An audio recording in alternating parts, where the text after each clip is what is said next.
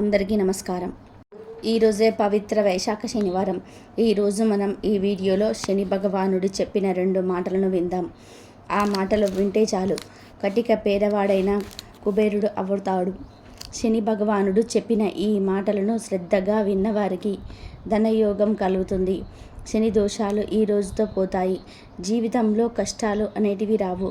మరి శని భగవానుడు చెప్పిన ఆ మాటలు ఏమిటో ఇప్పుడు మనం ఈ వీడియోలో తెలుసుకుందాం. అంతకన్నా ముందుగా ఈ వీడియో కనుక నచ్చినట్లయితే ఈ వీడియోను షేర్ చేయండి, ఈ వీడియోను లైక్ చేయండి. అలాగే మా ఛానల్ని కూడా సబ్స్క్రైబ్ చేసుకొని బెల్ ఐకాన్ని యాక్టివేషన్ చేసుకోండి. ఇక వీడియోలోకి వచ్చేస్తే, ఒకసారి వైకుంఠంలో ఉన్న లక్ష్మీదేవి దగ్గరకు శని భగవానుడు వస్తాడు. లక్ష్మీదేవి మరియు శని భగవానుడి మధ్య ఒక వాగ్వాదం జరిగింది. వారిద్దరూ నేను గొప్ప అంటే నేను గొప్ప అని వాదులాడుకోవడం మొదలుపెట్టారు.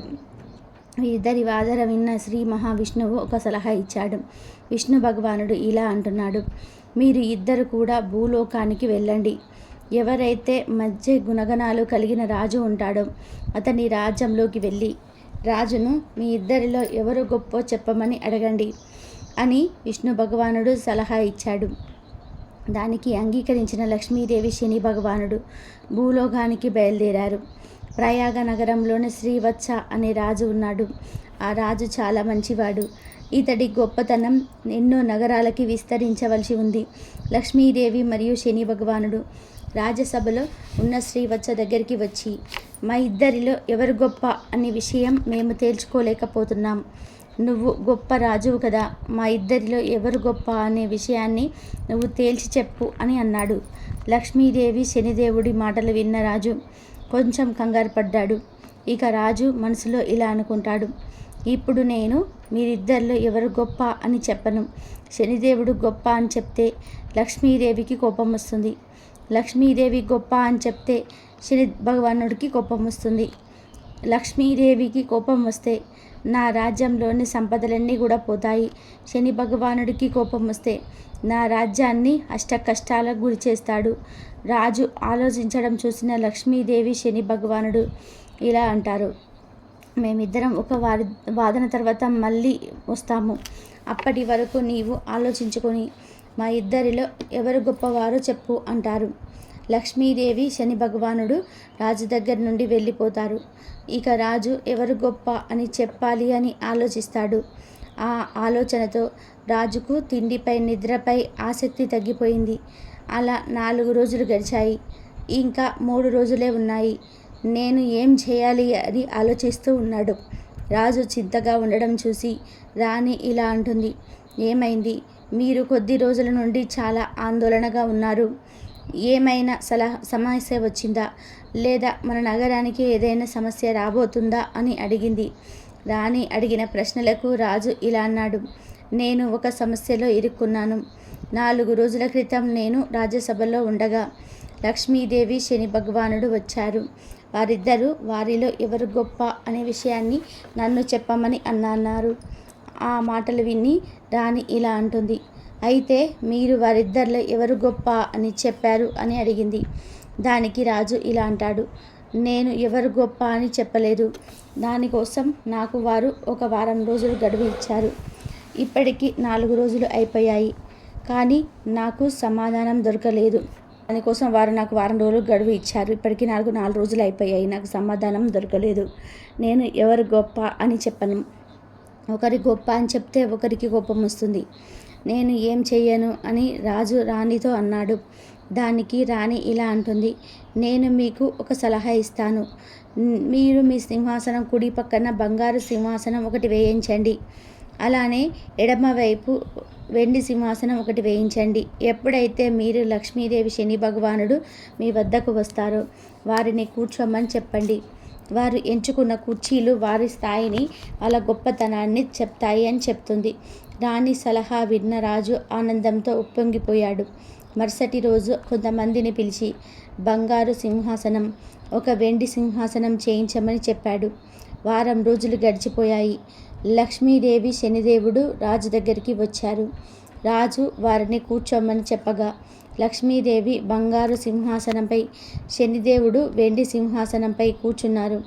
ఇక లక్ష్మీదేవి శనిదేవుడు రాజును మా ఇద్దరిలో ఎవరు గొప్పవారో చెప్పు అన్నారు. దానికి రాజు, మీ ఇద్దరిలో ఎవరు గొప్పవారు, మీరే స్వయంగా నిర్ణయం తీసుకున్నారు అన్నారు. ఆ మాటలకు శని భగవానుడు ఆశ్చర్యపోయాడు. తాను దేనిపై కూర్చున్నాడో చూసుకున్నాడు. శని భగవానుడు మనస్సులో ఇలా అనుకున్నాడు, నేను వెండి సింహాసనంపై కూర్చున్నాను, లక్ష్మీదేవి బంగారు సింహాసనంపై కూర్చుంది. వెండి కంటే బంగారం విలువైనది, వెండి కన్నా బంగారాన్ని గొప్పగా భావిస్తారు. అంటే లక్ష్మీదేవి గొప్పదే అని ఆలోచించి వెంటనే తాను కూర్చున్న సింహాసనంపై నుంచి లేచి రాజు వైపు కోపంగా చూసి బయటకు వెళ్ళిపోయాడు శని భగవానుడు. శని భగవానుడు వెళ్ళటం చూసిన రాజుకు భయం వేసింది.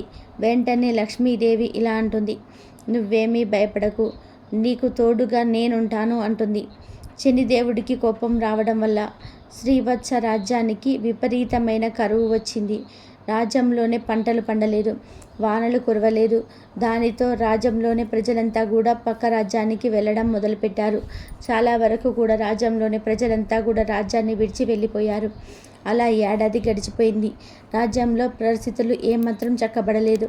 దాంతో రాజు రాణి కూడా రాజ్యం విడిచి వెళ్ళాలని నిర్ణయించుకున్నారు. రాజు రాణితో ఇలా అంటాడు, రాణి, మన దగ్గర మిగిలి ఉన్న నాణాలను మూటకట్టు, మనం ఈ రాజ్యాన్ని వదిలి వెళ్దాము. రాజు మాటలు విన్న రాణి బాధపడింది. కొన్ని వస్త్రాలు, కొన్ని నాణాలు మూట కట్టుకొని రాజ్యం నుండి ఇతర రాజ్యానికి వెళ్ళడానికి సిద్ధంగా ఉన్నారు. రాజును చూసిన శనిదేవుడు కోపంతో విపరీతమైన వాన కురిపించాడు. 4 వైపులా మబ్బులు కమ్ముకున్నాయి. చీకటి కమ్మేసింది. దారి కనిపించటం లేదు. అప్పుడు లక్ష్మీదేవి ఒక పాప రూపంలో అక్కడికి వచ్చి వారిని ఒక నది ఒడ్డుకు చేర్చింది. పాప రూపంలో వచ్చిన లక్ష్మీదేవి మాయమైపోయింది. ఇక రాజు రాణి వారి ముందున్న నదిని చూసి మనం ఇప్పుడు ఈ నదిని ఎలా దాటాలి అని అనుకున్నారు. చుట్టూ చూడగా ఒక వ్యక్తి పడవపై రాజువారి వైపు వస్తున్నారు. ఆ వ్యక్తి ఎవరో కాదు, శనిదేవుడే. శనిదేవుడు ఒక వ్యక్తి రూపంలోనే రాజు వద్దకు వచ్చి ఏదైనా సలహా కావాలా అని అడిగాడు. దానికి రాజు, మమ్మల్ని నది ఒడ్డుకు దాటించు అన్నాడు.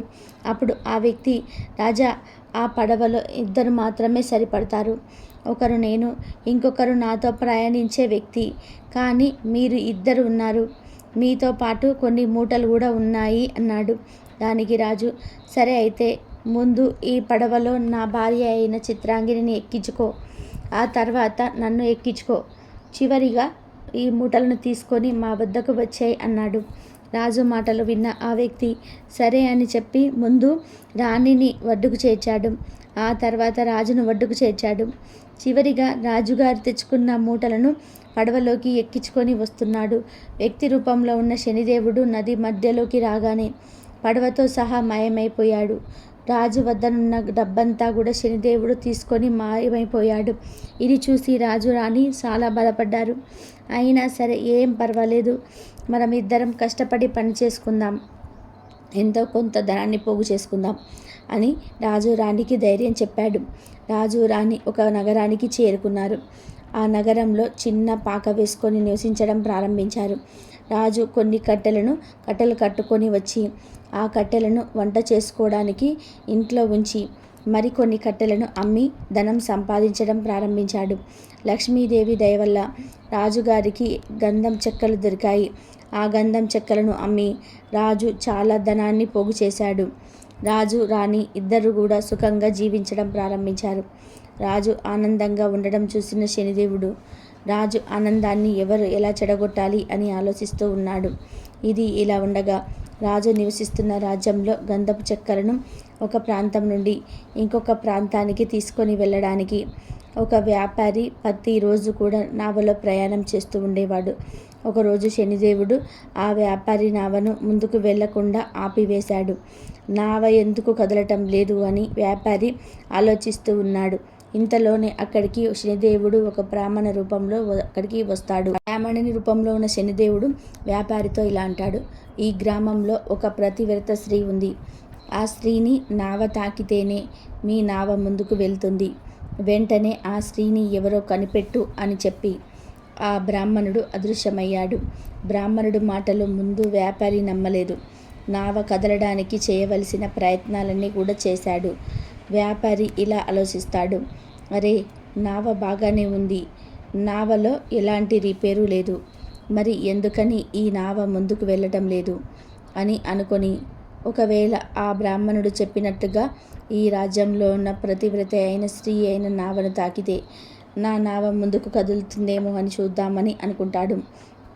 వెంటనే అక్కడ కొంతమంది స్త్రీలను పిలిచి ఇలా అంటాడు, చూడండి, మీలో ఎవరైతే ప్రతివ్రత అయిన స్త్రీలు ఉంటారో వారు నా నావను తాకండి, అప్పుడే నా నావ ముందుకు సాగుతుంది అంటాడు.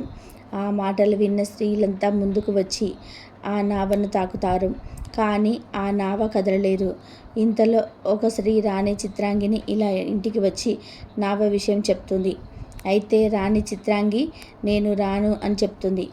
నా భర్త బయటకు వెళ్ళాడు, ఆయన వచ్చే సమయానికి నేను ఇంట్లో లేకపోతే బాధపడతాడు, నా భర్తకు చెప్పకుండా బయటకి ఎక్కడికి నేను రాను అంటుంది.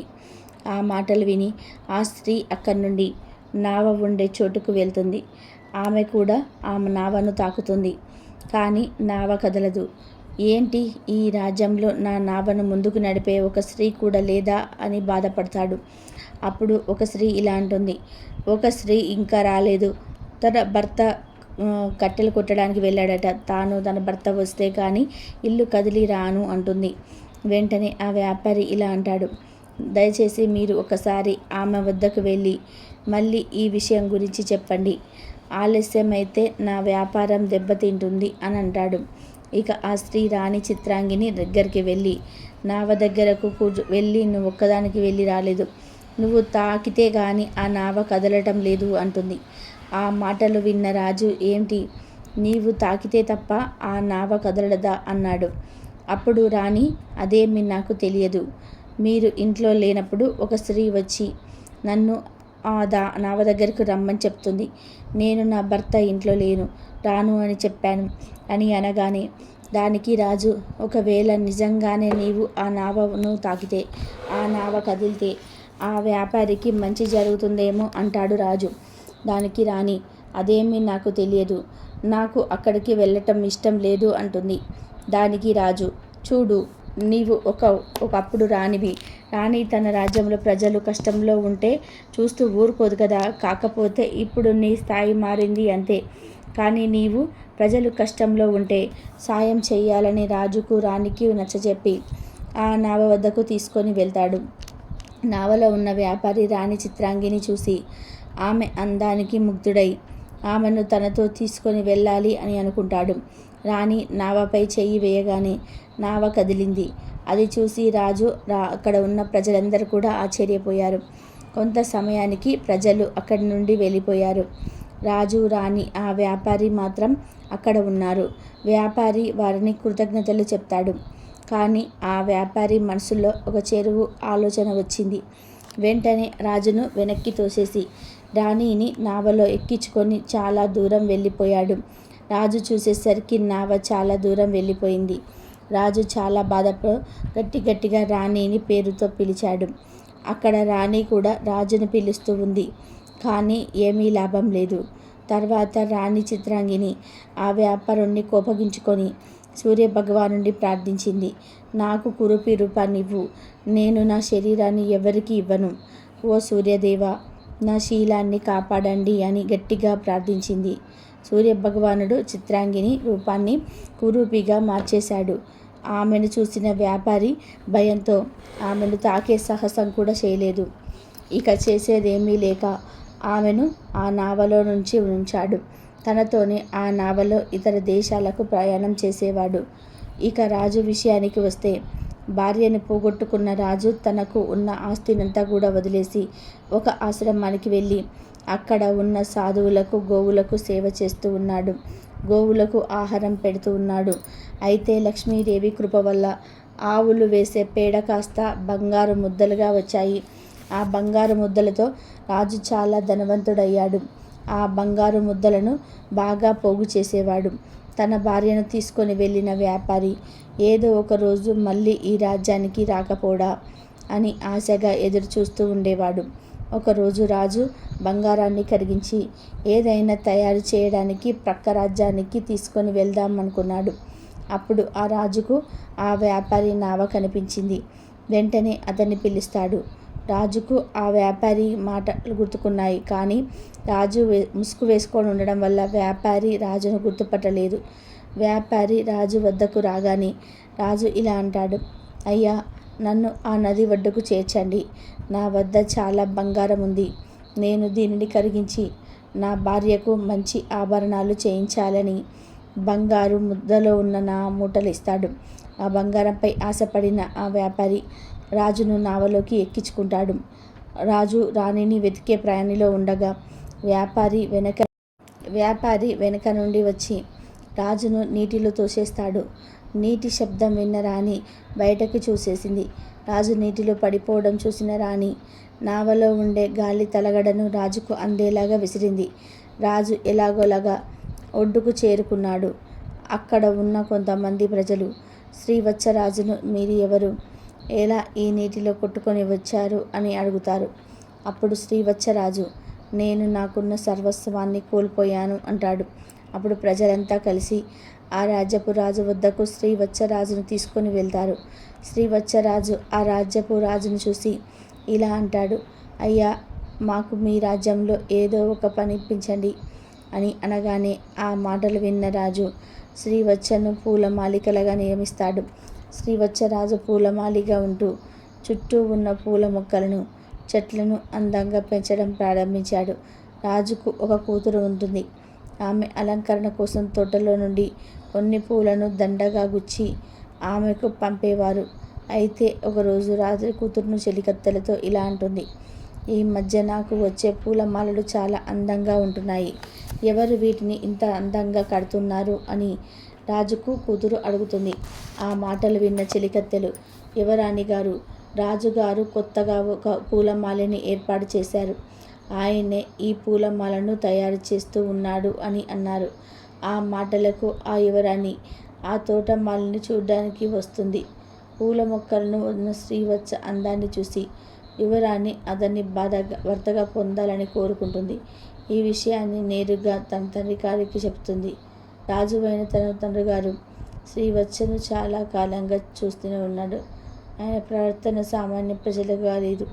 ఒకప్పుడు రాజుగా చేసిన వారిలాగా లేదా రాజ్యసభలోని ఒక వ్యక్తిగా కనిపిస్తున్నాడు. ఏదైతే అదైంది, నీ సంతోషమైన సంతోషంగా అని యువరాణితో చెప్పి శ్రీవత్సరాజును పిలిపించాడు. యువరాణి నిన్ను పెళ్లి చేసుకోవాలని అంటుంది అని చెప్పాడు. దానికి శ్రీవత్సరాజు నేను యువరాణిని పెళ్లి చేసుకునే యోగ్యుని కాదు. అయినా నాకు ముందే తెల్లైపోయింది. నా భార్య అందాన్ని కోల్పోయాను అని చెప్పాడు. కానీ తాను ప్రయాగ నగరానికి రాజు అని చెప్పలేదు. యువరాణి శ్రీవత్సరాజు కృత విని అయినా పర్వాలేదు, నేను మిమ్మల్ని పెళ్లి చేసుకుంటాను అని చెప్పింది. శ్రీవత్సరాజు కూడా ఒప్పుకుంటాడు. యువరాణి మరియు శ్రీవత్స ఇద్దరు ఒకరోజు రాజభవనంపై ఉండగా రాజుకు నావలు కనిపించాయి. ఆ నావలను ఎవరు ఎక్కడి నుంచి ఎలా పంపిస్తున్నారో అని రాజు యువరాణిని అడుగుతాడు. అప్పుడు రాణి నావలను ఇతర ప్రాంతాలకు, దేశాలకు రవాణా కోసం పంపుతారా? అక్కడ ఒక వ్యక్తి ఉంటాడు. తానే నావలో వచ్చే ప్రతి వస్తువును చూస్తూ నావ ఎక్కడికి వెళ్ళాలో చెప్తాడు. ఆ మాటలు విన్న రాజు నావకు సంబంధించిన పనిలో ఏదైనా ఒక పని నాకు చూడమని మీ తండ్రి గారితో చెప్పమంటాడు. ఆ మాటలకు రాణి నవ్వి, చూడండి, ఇదంతా మీ సొంతం. మీరు మీకు నచ్చింది చేయండి. నావలో ఉండే ప్రదేశానికి వెళ్ళి మీకు నచ్చిన పనిని చేసుకోండి. కానీ ఒక్క విషయం గుర్తుపెట్టుకోండి, మీరు ఇప్పుడు నా భర్త, ఈ రాజ్యానికి యువరాజు. మిమ్మల్ని ఎవరైనా ఎదిరిస్తే వారిని క్షమించకండి. అలాగే ఇతరులకు ఆదేశాలను ఇవ్వడం మర్చిపోకండి అని చెప్తుంది. ఆ మాటలు విని సర్వేనని చెప్తాడు శ్రీవత్సరాజు. మరుసటి రోజు శ్రీవత్సరాజు నావలో ఉండే ప్రదేశాలకు వెళ్ళాడు. తన భార్యను మరియు బంగారాన్ని దొంగిలించిన వ్యాపారి కోసం ఎదురు చూడసాగాడు. అలా కొద్ది రోజులు అయ్యాయి. ఆ వ్యాపారి నావపై రావడం చూసిన శ్రీవత్సరాజు అక్కడే ఉన్న పని వాళ్ళని పిలిచి ఆ వ్యాపారిని తన వద్దకు తీసుకురమ్మని చెప్పాడు. వెంటనే శ్రీవత్సరాజు ఆ వ్యాపారిని పట్టుకొని రాజు వద్దకు తీసుకొని వెళ్ళి అతనే నా భార్యను బంగారాన్ని దొంగిలించాడు అని చెప్పాడు. కానీ వ్యాపారి అదంతా కూడా అబద్ధమని నమ్మబలికాడు. అప్పుడు శ్రీవత్సుడు తన నావలో నా బంగారపు ముద్దలున్నాయి, అవి ఒకదానికి ఒకటి చిక్కుకొని ఉంటాయి. వాటిని నేను తప్ప ఎవ్వరూ తీయలేరు అని చెప్పాడు. ఇక రాజు వెంటనే ఆ బంగారపు మూటలను తెప్పించాడు. ముందుగా వ్యాపారికి ఇచ్చి చెక్కు తీయమన్నాడు. ఓస్, అదెంత పని అయినా ఇవి నా బంగారు ముద్దలు, నాకు తెలియదా ఎలా తీయాలో అని పలికాడు. వ్యాపారి ఎంత ప్రయత్నించినా వాటిని చిక్కు తీయలేకపోయాడు. తర్వాత రాజు శ్రీవత్సరాజుకు బంగారాన్ని ఇవ్వమన్నాడు. శ్రీవత్సుడు క్షణాల్లో ఆ బంగారాన్ని విడివిడిగా చేసి చూపించాడు. రాజు ఆ వ్యాపారిని కారాగారంలో వేయించాడు. అలానే అతడి నావలో ఉన్న ఇంకేమేమి ఉన్నాయని చూసి వాటిని బయటకు తీసి నావను ఇతరులకు అప్పగించండి అని చెప్పాడు. రాజ్యసభలో ఉన్న కొందరు ఆ నావను బాగా తనిఖీ చేశారు. రాజ్యసభలోకి కురూపి రూపంలోని చిత్రాంగిని చూసుకుని వచ్చాను. శ్రీవత్సుడు ఆమెను చూసి, ఈమె నా భార్య చిత్రాంగి. చూడు చిత్రాంగి, నీకు ఏమైంది? నీవు ఎందుకు ఇలా కురూపిగా తయారు అయ్యావు అంటాడు. దానికి రాణి చిత్రాంగిని, మీరు భయపడకండి, ఆ వ్యాపారి నన్ను ఏమీ చేయలేరు. నేను సూర్యభగవాన్ని ప్రార్థించి నా పవిత్రతను కాపాడుకోవడానికి నాకు కురూపి రూపాన్ని ఇవ్వమని అడిగాను. నేను మళ్ళీ మామూలుగా మారిపోగలనని చెప్పి మళ్ళీ సూర్యభగవానుని ప్రార్థించింది. రాణి చిత్రాంగిని మునుపటి కంటే ఇంకా అందంగా మార్చింది. రాజు చాలా సంతోషించాడు. యువరాణి వంక చూశాడు. నువ్వేమి బాధపడకు, నేను ప్రయాగ నగరానికి రాజును. కొన్ని కారణాల వల్ల నేను నా రాజ్యాన్ని కోల్పోయాను. నేను నా మొదటి భార్యను ఎలా అయితే ప్రేమిస్తున్నానో నిన్ను కూడా అలానే ప్రేమిస్తున్నాను అంటాడు. రాజు శ్రీవత్సరాజును మాటలు విని, నేను చాలా మంచి అల్లుని పొందాను, నాకు చాలా గర్వంగా ఉంది. ఇక నుండి నాకు ఒక కూతురు కాదు, 2 కూతుర్లు. చిత్రాంగిని కూడా నాలో కూతురే. నేను నీతో కొంత ధనాన్ని ఇస్తున్నాను, తిరిగి నీ రాజ్యాన్ని కొందుకో అంటాడు. శ్రీవత్సుడు తన రాజ్యాన్ని కైవసం చేసుకొని ఒక మంచి ముహూర్తం చూసుకొని 2 రాణులతో కలిసి శ్రీవత్సరాజులతో అడుగుపెట్టి సింహాసనాన్ని అధిష్ఠానం చేశాడు. కొన్ని రోజుల తర్వాత రాజు వద్దకు లక్ష్మీదేవి శనిదేవుడు వచ్చి ఇలా అంటాడు, మేమిద్దరం కావాలని నీ నీతి ధర్మాలను పరీక్షించాము, మా మధ్య ఎటువంటి వాదన జరగలేదు. శనిదేవుడు రాజుతో ఇలా అంటాడు, నేను నీకు ఒక విషయం చెప్తాను, వీటిని అందరూ గుర్తుపెట్టుకోవాలి. శనిదేవుడు ఇలా అంటున్నాడు, ఏ మనిషి అయితే జీవితంలో ఏ ఒత్తులు వచ్చినా సత్య మార్గంలో నడుస్తాడు వారు ఎప్పటికీ నాశనం అవ్వరు. అలాంటి వారికి దేవతలు కూడా సహాయం చేస్తారు. అలానే ఏ మనిషి అయితే అపకాలు ఆడతారో, తన వ్యసనాల కోసం ఇతరులను వాడుకుంటారో, అటువంటి వారు ముందు సుఖాలను అనుభవించిన నా ప్రభావంతో కష్టాలను అనుభవించేలా చేస్తాను. రాజా, నీవు కష్టకాలంలో ఉన్నప్పుడు ఎవరి వద్ద చేయి చాపలేదు. నీ కష్టంతో నీవు బ్రతికావు. అలానే యువరాణిని పెళ్లి చేసుకునే సమయంలో కూడా నీవు అత్యాశ పడకుండా నీ నిజాయితీని నిరూపించుకున్నావు. రాజా, నీ నీతి ధర్మం సత్యం మార్గం వల్ల నేను చాలా సంతోషాన్ని పొందాను. కాబట్టి నా ఆశీర్వాదం ఎల్లప్పుడూ ఉంటాయి. దీని కారణంగా నీ రాజ్యం మునుపటి కంటే సిరి సంపదలతో తుల్లుతూగుతూ ఉంటుంది. నేను చెప్పే 2 మాటలను గుర్తుపెట్టుకోండి. నా ఆశీర్వాదం ఎవరిపైన ఉంటుందో వారు కొన్ని క్షణాల్లోనే ధనవంతులుగా మారిపోతారు. అలాగే నాకు ఎవరైతే కోపాన్ని కలిగిస్తారో వారిని నేను క్షణాల్లోనే కటిక పేదవాడిగా చేస్తాను. కాబట్టి మనుషులంతా కూడా గుర్తుపెట్టుకోండి, నా కృప మీపై ఉంటే సకల సంపదలు సుఖాలు మీ సొంతం అవుతాయి. నాకు ఆగ్రహాన్ని కలిగిస్తే మాత్రం మీరు ఎన్ని పూజలు చేసినా మిమ్మల్ని నా నుండి ఎవరు తప్పించలేరు. ఈ 2 విషయాలను గుర్తుపెట్టుకుంటే జీవితంలో పేదరికం అనేది రానే రాదు. ఈ మాటలు చెప్పి లక్ష్మీదేవి శనిదేవుడు మాయమైపోయారు. కాబట్టి మనం ఎన్ని పూజలు చేసినా, భజనలు చేసినా, ఎన్ని వ్రతాలు చేసినా, ఎన్ని పుణ్యకార్యాలు చేసినా ధర్మాన్ని మరియు సత్య మార్గాన్ని నడవాలి. పాపాలు చేసి పుణ్యకార్యాలను చేస్తే పాపం యొక్క తీవ్రత తగ్గదు. కాబట్టి ధర్మ మార్గంలో నడవండి, సత్యాన్ని నమ్ముకోండి, భగవంతుడి అనుగ్రహాన్ని పొందండి, జీవితంలో ఆనందంగా జీవించండి. ఈరోజే పవిత్ర వైశాఖ శనివారం. ఆ శ్రీనివాసుడికి ఎంతో ఇష్టమైన రోజు. ఈరోజు అదృష్టమును మాత్రమే ఈ పవిత్ర కథను వింటారు. ఈ కథను ఎవరైతే ఈరోజు వింటారో మీ బాధలు, ఇంట్లో దరిద్రం పోయి తిరుగులేని ఐశ్వర్యం కలుగుతుంది. తెలిసి తెలియక చేసిన మహాపాపాలన్నీ కూడా పోతాయి. తప్పక వినవలసిన ఆ కథ ఏంటో ఈ వీడియోలో వివరంగా తెలుసుకుందాం. పూర్వకాలమున మగధ సామ్రాజ్యంలో విష్ణుచిత్తుడని శ్రీవారి ప్రియభక్తుడు ఉండేవాడు. అతడికి 9 మంది స్త్రీ సంతానం కలిగిరి. అతడికి ఎంతో పాండిత్యం కలిగిన మిక్కిలి పేదరికంతో బాధపడుతూ ఉండేవాడు. విష్ణుచిత్తుడి భార్య తారామతి ఎల్లప్పుడూ శ్రీమన్నారాయణునే ప్రార్థిస్తూ ఉండేది. అప్పుడప్పుడు వివాహాది శుభకార్యాలకు పౌరోహిత్యం కార్యక్రమాలలో దక్షిణగా వచ్చే కొన్ని సొమ్ముతో ఎంతో కష్టాలను పడుతూ కాపురం సాగిస్తున్న ఆ దంపతులు కుమార్తెలకు యుక్త వయస్సు సమీపించింది. తారామతికి ఎప్పుడు వీరి వివాహం ఎలా జరిపించాలా అని చింతగా ఉండేది. ఆ శ్రీనివాసుడిని ప్రార్థిస్తూ కాలం గడుపుతూ ఉండేది. ఆశ్రిత జనరక్షకుడైన శ్రీ వెంకటేశ్వర స్వామి వారికి తన భక్తులంటే అపారమైన ప్రేమ ఉంటుందని మనందరికీ తెలిసిందే కదా. ఆనాడు నాగపౌర్ణమి ఉదయాన్నే ఒక వృద్ధ బ్రాహ్మణుడు విష్ణుచిత్తుడి తలుపు తట్టాడు. విష్ణుచిత్తుడితో ఇలా అన్నాడు: అయ్యా, నేను వంగదేశపు వాసిని. ఒక యజ్ఞం నిమిత్తం వెళ్తూ దారి మధ్యలో ఈ దేశం వచ్చాను. దయచేసి ఈ ఒక్కరోజు మీ ఇంట్లో ఉండనిచ్చినచో తిరిగి రేపు ఉదయాన్నే వెళ్ళిపోగలను అని విష్ణుచిత్తుడిని అందించాడు. అందుకు విష్ణుచిత్తుడు ఇలా అన్నాడు: స్వామి, అంతకు మించిన అదృష్టం మనకేమున్నది? అతిథి సాక్షాత్తు శ్రీమన్నారాయణుడితో సమానమని మన పురాణాల్లో ఘోషిస్తున్నాయి కదా. తమరు ఎటువంటి సంకోచం లేకుండా మా ఇంట్లో తప్పకుండా ఉండవలసిందే అని ఆ ముసలి బ్రాహ్మణ్ణి లోనికి తీసుకువచ్చి సపర్యలు గావించాడు.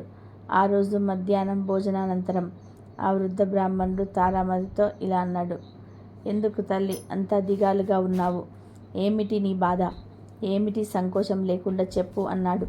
అప్పుడు తారామతి ఇలా అంటుంది: స్వామి, తమరు మహాతపస్సమనులు, తేజస్సుతో సాక్షాత్తు ఆ వైకుంఠవాసుని మాదిరిగా ఉన్నారు. మీ వద్ద దాచేదేముంది? నా మనోవేదంతా నా పుత్రికల వివాహం గురించియే అని అతని దగ్గర విన్నవించుకున్నది. అంతటా అవిప్రతముడు చిరునవ్వు నవ్వి, తల్లి, నీ బాధను నేను గ్రహించాను.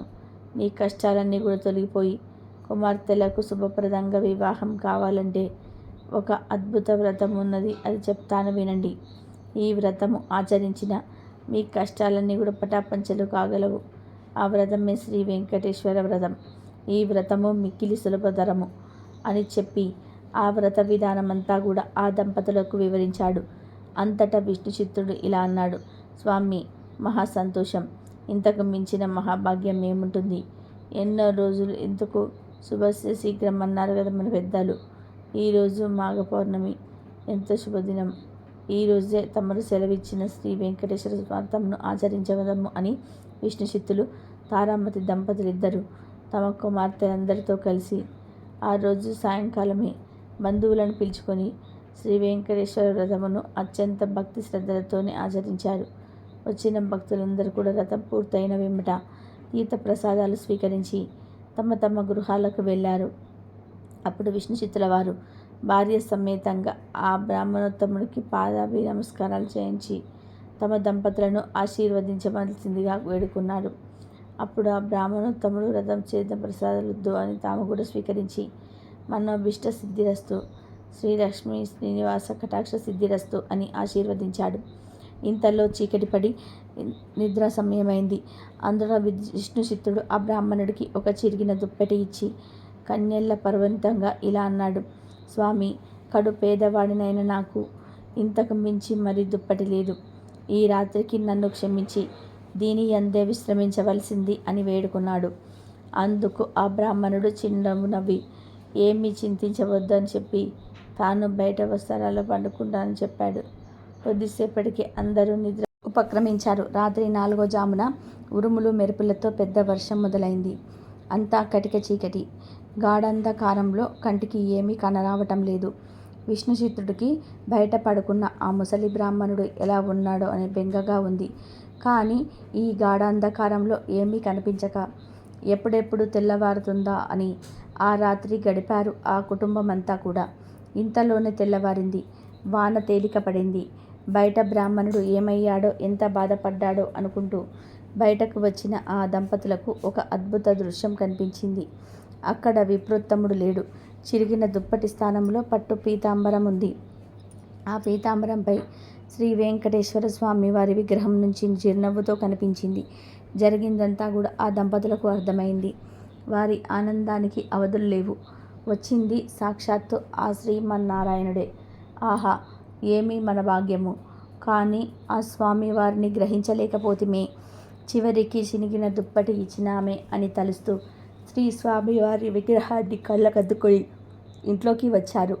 అలా ఇంట్లోకి రాగానే ఇల్లంతా స్వర్ణమయంగా కనిపించింది. అంతా ధనరాశులే. ఆహా, శ్రీ వెంకటేశ్వర స్వామి వారి వ్రతకల్ప మహత్యం వల్ల ఇదంతా కూడా జరిగింది అని ఆ స్వామిని అనేక విధాలుగా స్తుతించారు. చూసారా, సాక్షాత్తు శ్రీ స్వామివారే ఆ భక్తుడి ఇంటికి అతిథి రూపంలో వచ్చి వ్రత విధానమును చెప్పటమే కాకుండా తీర్థ ప్రసాదాలు కూడా తానే స్వయంగా స్వీకరించాడు. శ్రీ స్వామివారు అంతటి కరుణామయుడు. ఎవరైతే భక్తి శ్రద్ధలతో ఈ వ్రతం ఆచరిస్తారో వారింటికి తానే స్వయంగా ఏదో రూపంలో తప్పక వస్తాడు. ఈ వ్రతాన్ని ఆచరించాడు కాబట్టి తన పిల్లలకు పెద్ద పెద్ద సంబంధాలతో వివాహం జరిపించాడు. వారు గొప్పగా బ్రతికారు. మీరందరూ కూడా ఈ వ్రతాన్ని ఆచరించి స్వామివారి కరుణా కటాక్షాలను పొందండి. అదృష్టం ఉన్నవారు మాత్రమే ఈరోజు ఈ కథను వింటారు. ఈరోజు ఎవరైతే ఈ కథను విన్నారో ఇక మీ ఇంట్లో అన్ని శుభాలే. ఈరోజు ఎవరైతే 7 శనివారాల వ్రత కథను వింటారో వారికి తిరుగులేని ఐశ్వర్యం కలుగుతుంది. తెలిసి తెలియక చేసిన మహాపాపాలైనా పోతాయి. ఈ కథను ఈరోజు అదృష్టవంతులు మాత్రమే వింటారు. ఈ కథను ఎవరైతే శనివారం రోజు వింటారో వారికి శని బాధలు పీడలు మొత్తం కూడా తొలగి శనిదేవుడు కరుణించి వరాలు కురిపిస్తాడు. మరి ఈరోజు తప్పక వినవలసిన 7 శనివారాల వ్రత కథను విందాం. 7 శనివారాల వ్రతం గురించి పూర్వం సూతుడు సౌనకాది మహామునులకు ఇలా చెప్పడం ప్రారంభించాడు. వినండి మహర్షులారా, ఒకసారి శనీశ్వరుడికి మానవులెవరూ తనని భక్తితో సేవించటం లేదని, భయంతో మాత్రమే పూజిస్తున్నారని విచారం కలిగింది. అప్పుడు వెంకటేశ్వరుని గురించి తపస్సు చేయగా ఆయన సాక్షాత్కరించాడు. ఇక శనీశ్వరుడు వెంకటేశ్వర స్వామితో ఇలా అంటున్నాడు: స్వామి, నా పేరంటే ప్రజలు భయపడుతున్నారు. ఆ భయం పోవడానికి ఇక నుండి నాకు ప్రీతికరమైన శనివారం నాడు నన్ను ధ్యానించి ఆరాధించి ఆ పైన నిన్ను పూజించిన వారికి సర్వదేవతలను పూజించిన ఫలం ఆ ఒక్క రోజులోనే రావాలి అని కోరుకున్నాడు. అందుకు స్వామి చిరునవ్వు నవ్వి, నీ కోరిక సమంజసంగానే ఉంది. అసలు నీకు నాకు భేదమేముంది? 6 వారాలు దాటాక 7వ వారం అంటే ఇష్టపడతావు. నేను 6 కొండలు దాటాక 7వ కొండలకు ఉంటాను. నువ్వు నీలవర్ణుడివి, నేను నీలంగానే ఉంటాను. నువ్వు సప్తమ గ్రహానివి, నేను సప్తగిరీషుడని. సామాన్య మానవులకు ఈ విశేష విషయాలు తెలియక నువ్వంటే భయపడుతున్నారు. నిన్ను నన్ను వేరుగా చూస్తున్నారు. నువ్వు కోరిన వరాన్ని అనుగ్రహిస్తున్నారు. ఏ భక్తులు 7 వారాల పాటు నిన్ను ముందుకు పూజించి ఆ తర్వాత నన్ను పూజిస్తూ సప్త శనివార మహావ్రతంగా ఆచరిస్తారు వారు సమస్త శని దోషాల నుండి వారు విముక్తులై సౌభాగ్యాన్ని పొందుతారు. ఆయుధారోగ్యాలు సకల శ్రేయస్సును పొందుతారు. ఇందులో ఎటువంటి సందేహం లేదని వరమిచ్చాడు. ఇక సౌనకాది మహామునులంతా కూడా సూతుడు చెప్పింది విని చాలా ఆనందించారు. ఇక సూతుడితో ఇలా అంటున్నారు: సూత, ఈ సప్త శనివార వ్రతం ఆచరించి శ్రీనివాసుడి అనుగ్రహం పొందిన వారెవరైనా ఉంటే వారి కథను వినిపించమని అతన్ని అడిగాడు. అప్పుడు సూతుడు ఇలా చెప్పడం ప్రారంభించాడు. పూర్వకాలంలో కాంచీపురంలో దేవదత్తుడనే ఒక బ్రాహ్మణుడు ఉండేవాడు. అతను వేదాంగ పారంగతుడు. అతడి భార్య మాలిని. వారిద్దరూ అతిథులను ఆహ్వానిస్తూ గృహస్థ ధర్మాన్ని పాటిస్తూ ఉండేవారు. వారికి శ్రీ వెంకటేశ్వర స్వామి ఇలవేల్పు. ఒకనాడు వారింటికి కాశీ యాత్ర చేసి వచ్చిన ఒక బ్రాహ్మణుడు తమ్ముడు వచ్చాడు. ఆ దేవదత్తుడు తప్పకుండా ఆయనను సాక్షాత్తు వెంకటేశ్వర స్వామిగా భావించి అతిథి మర్యాదలు చేశారు. భోజనానంతరం ఆ బ్రాహ్మణుడు కూడా వారి జాతకాలు పరిశీలించి చూసి జాతకం ప్రకారంగా దేవదత్తుడికి శని దోషం వలన అపమృత్యువు కలిగే సూచనలు కనిపిస్తున్నాయని, ఆ అపమృత్యువు దోష పరిహారం కోసం సప్త శనివార వ్రతం చేసి అటు శనీశ్వరుడిని ఇటు శ్రీ వెంకటేశ్వర స్వామిని భక్తిగా ఆరాధించవలసిందిగా చెప్పాడు. చూడు తల్లి, నీవు శ్రద్ధ వహించి నీ భర్తను కూడా సప్త శనివార వ్రతం చేయడానికి ప్రోత్సహించి నీ సౌభాగ్యాన్ని నిలుపుకోవాల్సి సుమా అని హెచ్చరించాడు. ఇక సప్త శనివార వ్రత విధానాన్ని బోధించాడు. దేవదత్తుడు ఆ శనివార బ్రహ్మముహూర్తమున లేచి స్నానాలు చేసి ఇంటిలో ఈశాన్య భాగాన పూజాపీఠం పెట్టి వెంకటేశ్వర స్వామి చిత్రపటం పెట్టి నైవేద్యానికి కొబ్బరికాయలు, అరటిపళ్ళు, నల్ల ద్రాక్ష పళ్ళు, 7 చిమిలి ఉండలు సిద్ధం చేసుకుని ఉదయం పూజ చేసి ఒక బ్రాహ్మణుడు పిలిచి ఆయనకు భోజనం పెట్టి ఆ పైన వారు కూడా భుజించి మొదటి రోజు వ్రతం యథావిధిగా నిర్వర్తించాడు. ఆ విధంగా వరుసగా వారు 7 శనివారాల పాటు వ్రతాన్ని భక్తి శ్రద్ధలతో కొనసాగించారు. ఇక 7వ శనివారం వ్రతం పరిసమాప్తం చేసి భోజనం చేసి కొంతసేపు శ్రీ వెంకటేశ్వర స్వామి మహిమను స్మరించుకుంటూ నిద్రించారు. ఆ దంపతుల భక్తి శ్రద్ధలకు, పూజా విశేషాలకు ప్రసన్నుడై శ్రీ వెంకటేశ్వర స్వామి మాలినీదేవికి స్వప్నంలో సాక్షాత్కరించి, ఓ పరమసాధ్వి, నీ దంపతులిద్దరూ శ్రద్ధాభక్తులతో చేసిన సప్త శనివార వ్రతానికి నాకు చాలా సంతృప్తి కలిగింది. ఆ వ్రత ప్రభావం వలన నీ భర్తకు శని దోషం, భయం కూడా తొలగిపోయాయి. అతడికి రాబోయే జన్మలో ఆయుర్దాయాన్ని ఈ జన్మలోకి తీసుకువచ్చి అతడిని పూర్ణాయుర్దాయం కలిగేవాడిగా చేశాను. మీరిద్దరూ సుఖ సంతోషాలతో ఆనందంగా 100 ఏళ్ళు జీవించి ధర్మార్థ కామ మోక్షాలని 4 పురుషార్థాలు సాధించుకుంటూ నీ మానవ జన్మను సార్థకం చేసుకోండి అని దీవించి అదృశ్యమయ్యాడు. వెంటనే ఆమె లేచి భర్తను లేపి తన స్వప్న వృత్తాంతాన్ని వినిపించింది. ఆయన కూడా సంతోషించాడు. ఒక శుభముహూర్తాన ఆ దంపతులిద్దరూ శ్రీ వెంకటేశ్వర స్వామిని దర్శనార్థమై తిరుపతి కొండకు వెళ్ళి మొక్కులు తీర్చుకొని ఆ స్వామిని మనసారా స్తుతించి ప్రసాదం స్వీకరించి తిరిగి వచ్చాడు. ఇంటికి వచ్చాక బ్రాహ్మణును పిలిచి అన్న సంతానం పనిచేసి బ్రాహ్మణ ఆశీర్వాదాలు పొందాడు. జీవితాంతం వాళ్ళకి యథాశక్తిగా శ్రీ వెంకటేశ్వర స్వామి వారి సేవ చేస్తూ చివరికి శ్రీ స్వామి వాయిద్యాన్ని పొందారు. కలౌ శ్రీ వెంకటనాయక అని పెద్దల సూక్తి. కలియుగంలో శ్రీ వెంకటేశ్వర స్వామిని మించిన ఆరాధ్య దైవం లేడు. ఈ సప్త శనివార వ్రతంతో ఆయనను ఆరాధించిన వారికి శని దోషాలు తొలగి శ్రీ స్వామివారి అనుగ్రహం లభిస్తుందని సూతుడు సౌనకాది మహామునులకు వివరించాడు. శ్రీ స్వామివారికి మిక్కిలి ఇష్టమైన ఈ శనివార వ్రతం చేసిన వారికి ఉన్న కష్టములు తీరును, గ్రహబాధలు పోవును, సంపదలు భోగాలు పోవును, వారికి వారి కుటుంబానికి సర్వసుఖాలు కనుబుడు. శనివార వ్రతం ఆచరించిన వారికి అసాధ్యం అనేది ఉండదు. ఈ కలియుగంలో శనివార వ్రతం మానవులకు కల్పవృక్షం వంటిది. శనివార వ్రతం చేసి స్వామివారిని అర్చించి స్తుతించి ఈ కథను చదువుకున్న వారు ధన్యులు. కావున మనమందరం యథాశక్తిగా శనివార వ్రతమును ఆచరించి శ్రీ వెంకటేశ్వర స్వామి వారి అనుగ్రహాన్ని పొందుగాక. ఈరోజు ఎవరైతే వడ్డీ కాసుల వారి స్వామి అప్పు కథను ఎవరైతే భక్తి శ్రద్ధలతో వింటారో వారికి ఆ శ్రీనివాసుడు దివ్య ఆశీస్సులు నేరుగా అంది తిరుగులేని ఐశ్వర్యం పొందుతారు. తెలిసి తెలియక చేసిన మహాపాపాలైనా పోతాయి. 1,000,000 జన్మల మహాపుణ్యం కలుగుతుంది. మరి ఈరోజు ఏ కథను వింటే మన ఇంట్లో సకల శుభాలు కలుగుతాయో ఈ వీడియోలో తెలుసుకుందాం.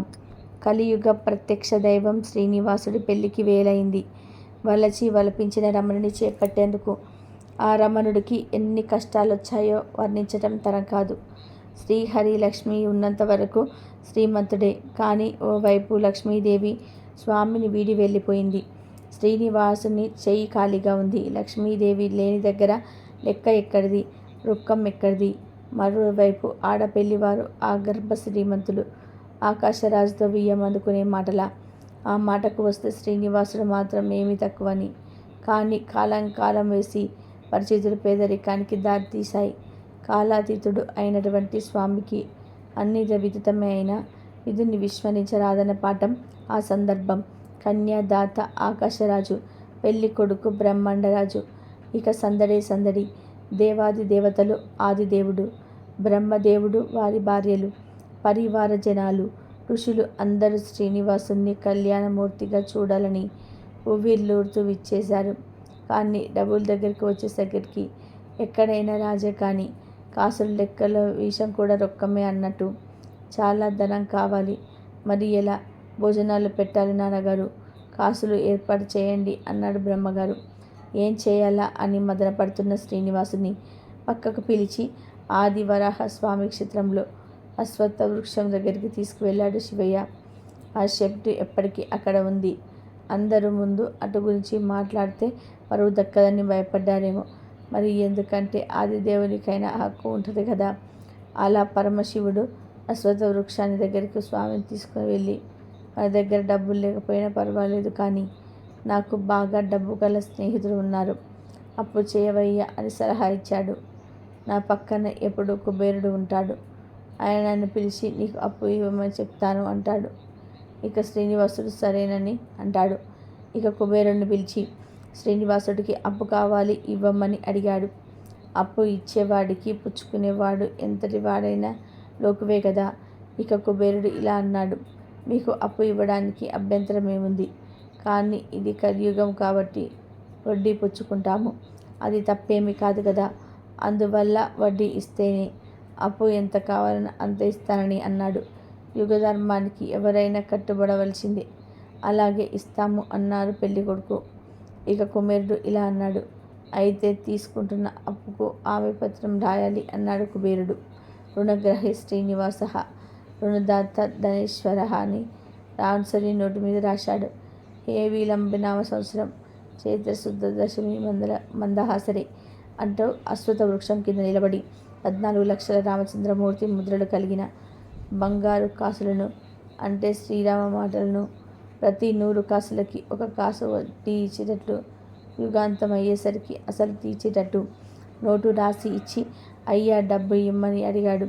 నోటు రాసి ఇచ్చినందుకు సంతోషకని, యుగధర్మం కనుక సాక్షి సంతకం ఉంటేనే డబ్బు చెల్తాను అంటుంది కుబేరుడు. ఇక శ్రీనివాసుడు చతుర్ముఖ బ్రహ్మ వంక చూశాడు. ఆయన నేను సాక్షి సంతకం చేస్తానన్నాడు. ఒక సాక్షి ఒక కొడుకు ఉండకపోయినా ఒకటే, ఇంకొకసారి సాక్షి సంతకం కావాలి అన్నాడు కుబేరుడు. ఇక శ్రీ వెంకటేశ్వర స్వామికి నమ్మకమైన స్నేహితుడైన పరమశివుని వంక చూస్తే తాను చేస్తాని అన్నాడు. ఇక కుబేరుడు ఇలా అన్నాడు, మీరు పెడితే మాకు ఇంకా సంతోషం, తప్పకుండా ఇచ్చేస్తాము అన్నాడు కుబేరుడు. ఇక పరమశివుడు సాక్షి సంతకం పెట్టాడు. అప్పుడు మెల్లగా కుబేరుడు 3 సంతకం పెడితే ఎంత బాగుండో అని బలంగా అన్నాడు. అప్పిచ్చేవాడు ఎంత నాటకీయంగా అందంగా మాట్లాడాడో చూడండి. 3వ వాడు ఎవరా అని తలపైకెత్తి చూస్తే అశ్వత్థ వృక్షం కనపడింది. దానికన్నా ధర్మమూర్తి వేరొకరుండరు. నేను చేస్తాను మహాప్రభో అని ఆ వృక్షం మీద సంతకం చేసింది. 3 సాక్ష్యం సంతకాలు చేశాకే అప్పు ఇచ్చాడు కుబేరుడు. అప్పు ఎలా తీర్స్తానో కూడా శ్రీనివాసుడు పత్రంలో చెప్పాడు. భవిష్యత్తులో నా భక్తులు చాలా కానుకలు నా ఉండిలో వేస్తారు. ఆ డబ్బుతో నీ అప్పు తీరుస్తాను అంటాడు. డబ్బు మీ దగ్గరే ఉంచి ఖర్చు చేయమని కుబేరుడితో శ్రీనివాసుడు పలుకుతాడు. ఇక పెళ్ళికి అప్పు దొరికింది కనుక అప్పుడు పెళ్ళికి విందు భోజనాలకి కావలసిన సరుకులు తెప్పించాడు. అలా శ్రీనివాసుడికి అప్పిచ్చాడు కుబేరుడు. అప్పు కోసం ఆ శ్రీనివాసుడు అప్పుడే ఎన్ని పాటలు పడ్డాడు.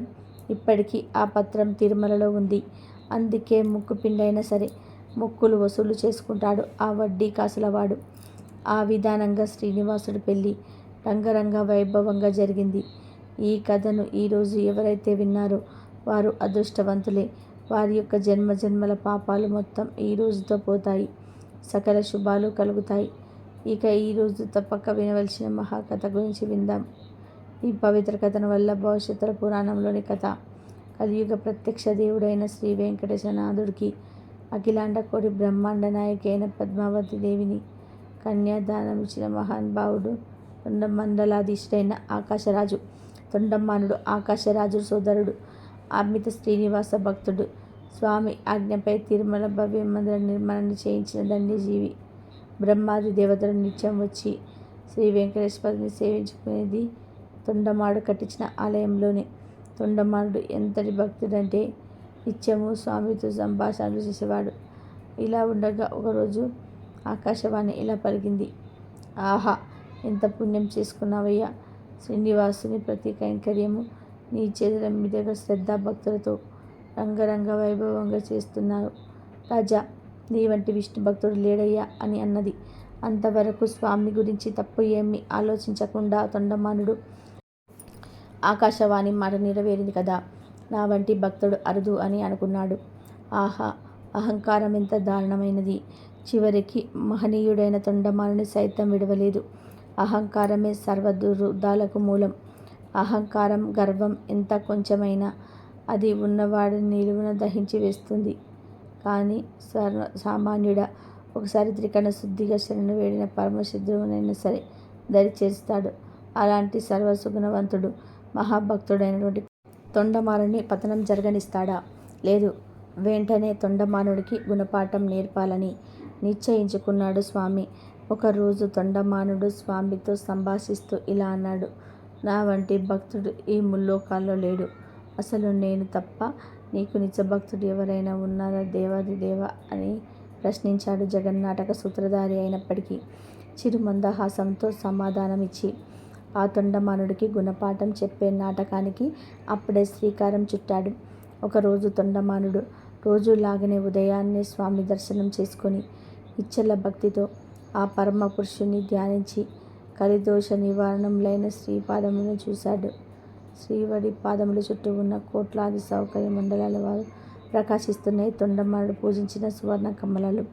కానీ ఆశ్చర్యం, కనులు మిలిమిట్ల కొల్పే ఇంతటి సువర్ణ కాంతులలో రాజుకు వాడిపోయే మట్టి అంటుకొని ఉన్న కమలాలు, తులసి దళాలు కనబడ్డాయి. ఇక వెంటనే ఇలా అనుకున్నాడు. ఏమిటి చిత్రం, వేసిన తలుపులు వేసినట్లే ఉన్నాయి. అయినా ఈ సుమాలు ఇక్కడికి ఎలా వచ్చాయి? నేను స్వామిని స్వర్ణ కమలాలతో తప్ప పూజించను కదా అని అనుకొని నేరుగా స్వామిని ఈ ప్రశ్న వేశాడు. ఆ దయామయుడు చిరు మందహాసంతో ఇలా సమాధానమిచ్చాడు. చూడు నాయన, ఇక్కడికి కొంత దూరంలో ఉన్న పేదపల్లిలో ఒక సామాన్య కుమ్మరి ఉన్నాడు. అతని పేరు భీముడు. పాపం, అతడికి నేనంటే ఎనలేని భక్తి ప్రేమ. అతడికి ఒక గూడు చేసి నా కర్రబొమ్మ ఒకటి మలిచి అందులో నన్ను భావించుకుంటూ పూజిస్తుంటాడు. భక్తుడు ఎక్కడ భావిస్తే అక్కడ దీవించడం నా బాధ్యత కదా. ప్రహ్లాదుడి కథ నీకు తెలియంది కాదు కదా. పాపం, అతడికి మంత్రతంత్రాలు తపోయోగాలు ఏమీ తెలియవు. అయినా కూడా త్రికరణ శుద్ధిగా నిరంతరం ధ్యానిస్తూనే ఉంటాడు. తాను కుండలు చేస్తున్నమ్మా, అన్నం తింటున్నా ఎప్పుడు నా ఊసే నా జాసే. కులచార ధర్మం ఎల్లవేళలా పాటిస్తాడు. సూర్యోదయానికి పూర్వమే నిద్రలేచి తనకు తెలిసిన రీతిలో స్నానాది శౌచములను ఆచరించి నా పేరు స్మరిస్తూ తులసి దళాలను సమర్పిస్తాడు. అక్కడ అతను వేసిన దళాలే నీకిక్కడ కనబడుతున్నాయి. అతనే కాదయ్యా, వారి కుటుంబం అంతా కూడా అంతే. నా మాట నా పాట తప్ప వారికి ఏది రుచించదు. ఆ భీమ కులాల నుండి భక్తి పాశాలకు బందీ అయిపోయానయ్యా. ఇక అదంతా విని విషయం తెలిసింది తొండమానుడికి. ఇక బాష్పపూరితమైన నయనాలతో ప్రభువు అని ఆర్తితో పిలిచి స్వామి పాదాలపై పడి, జగన్నాథ, నా తప్పు క్షమించు, నా వంటి భక్తుడు లేడని అహంకరించాడు. నేను చూసిన ప్రపంచమంతా నా అనుభవం ఎంత. నా దయపై దయతో నా బుద్ధి దోషాన్ని తొలగొట్టి నిజమైన భక్తుని చేశావు తండ్రి. ఇదిగో ఇప్పుడే వెళ్ళి భీముని దర్శనం చేసుకొని వస్తాను. నాకు సెలవివ్వు అని చెప్పి బయలుదేరాడు రాజు. ఇక భీముని దర్శనం ఇక తీర్థయాత్రగా భావించి రాజు నడుచుకుంటూ వెళ్ళాడు. పుణ్యక్షేత్రాలకు కాలినడకనే ప్రయాణం చేయాలి కదా.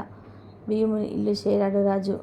అక్కడికి వెళ్ళగానే భీముని ఇల్లు స్వామివారి భజనతో మారుమోగుతుంది. ఇక తొండమాన్ చక్రవర్తి భీముని పాదాలపై పడి, అయ్యా, ఆ శ్రీనివాసుని ద్వారా నీ మహత్యం తెలుసుకున్నాను. సాక్షాత్ ఆ శ్రీమన్నారాయణుడి నీ భక్తిని కొనియాడాడయ్యా. నీ పాదధూళి తాకి పునీతునైదామని వచ్చాను అని అన్నాడు తొండమానుడు.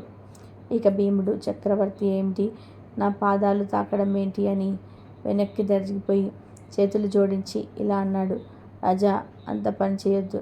స్వామికి దివ్యాలయం కట్టించిన మహానుభావుడు నీవు అన్నాడు. ఇంతలో గరుడ వాహనంపై స్వామి లక్ష్మీదేవితో సహా ప్రత్యక్షమయ్యాడు. ఇక భీముని ఆనందానికి అద్దులేదు. ఉదయమయ్య, నా పూరి గుడిసెకు వచ్చావా? నీ లీలలే లీలలయ్యా. నా తప్పులెండు గనక దయావర్షం కురిపించి కాలమేగాని స్వామి నీవు. నేను హనుమంతుని వలె వారధి దాటి నిన్ను మెప్పించలేను. శబరి వలె భక్తి శ్రద్ధలు చూపి నిన్ను ఆకట్టుకోలేను. జనకుని వలె సీతను ఇవ్వలేను. నారదుని వలె గంధర్వ గానములతోనే నేను నీ గుణగణాలు కీర్తించలేను. జటాయు వలె నీకైనా ప్రాణాలు ఇవ్వలేను. అయినా నిన్ను శరణు వేడిన నన్ను కరుణించి నా కరుణామూర్తివి స్వామి నీవు అని అనుస్తుతించాడు. భీముడిలా తన్మయత్వంతో ఆడిన మాటలను వేద మంత్రాలు వింటున్నంత ప్రీతితో విన్నాడు స్వామి. మహాభక్తురాలైన భీముని భార్య తమాలిని కూడా గద్గద స్వరంతో అమ్మవారిని కీర్తించింది. ఆదిదేవుడు మహాలక్ష్మి స్వయంగా తన ఇంటికి వచ్చారు. వారికి ఇవ్వదగినవి ఏమీ లేవని బిర్యపడింది. అది గమనించిన శ్రీనివాసుడు ఇలా అన్నాడు, తమాలిని, నీ చేతితో ఏది వండి ఇచ్చినా తింటానమ్మా అన్నాడు. ఇక తమాలిని సంతోషానికి పట్టపగ్గాలు లేవు. తనకు పెద్దల వల్ల తెలిసినంతలో యథాశక్తిగా శుచితో తామర తోట్లతో వంటకాలను వండి లక్ష్మీనారాయణకు వడ్డించింది. ఇక తృప్తిగా ఆలకించారు అల్లుమేలు మంగ శ్రీనివాసుడు. తొండమానుడు చూస్తూ ఉండగానే దివ్య శరీరకారుడై వైకుంఠ ధామానికి చేరారు భీమకులాల దంపతులు. ఇదంతా ఆశ్చర్యంగా చూసిన తొండమానుడు, ప్రభు, నా సంగతి ఏమిటి అని ప్రాధేయపడ్డాడు.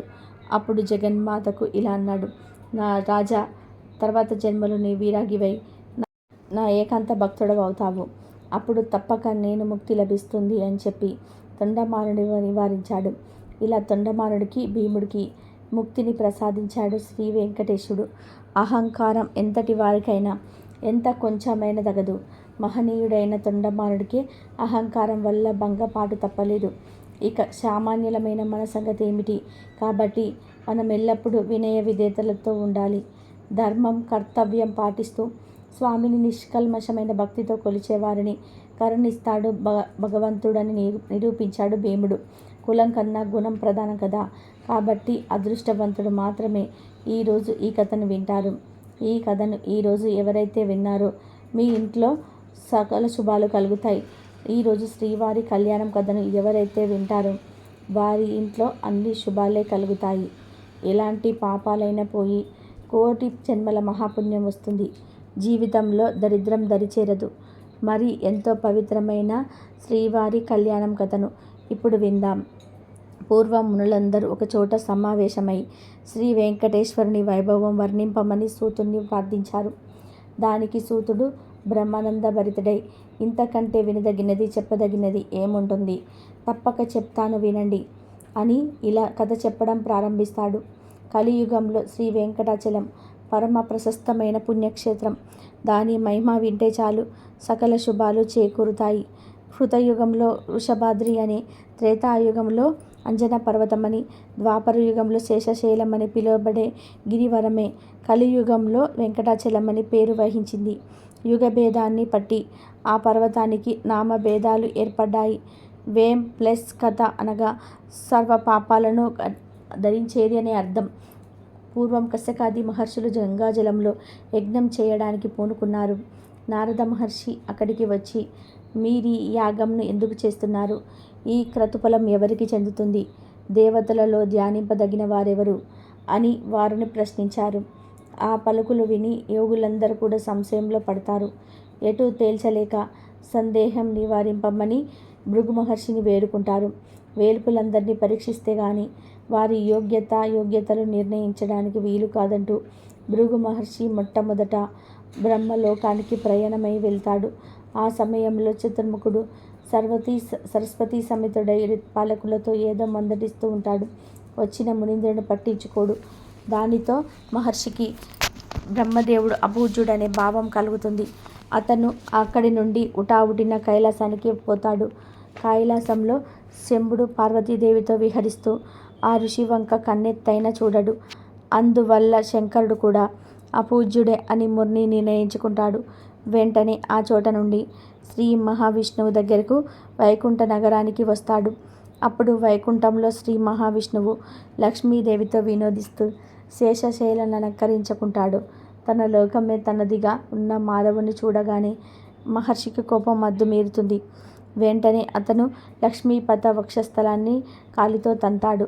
అప్పుడు నారాయణుడు వెంటనే లేచి మునికి నమస్కరించి, మునిపుంగవ, అతి కోమలమైన నీ పాదకమలం కఠినమైన అక్షసోకి నా ఎంత నొచ్చిందో ఏది చూడనివ్వండి అని ఆయన పాదాలు కడిగి ఆ జలం తనపై చల్లుకుంటాడు.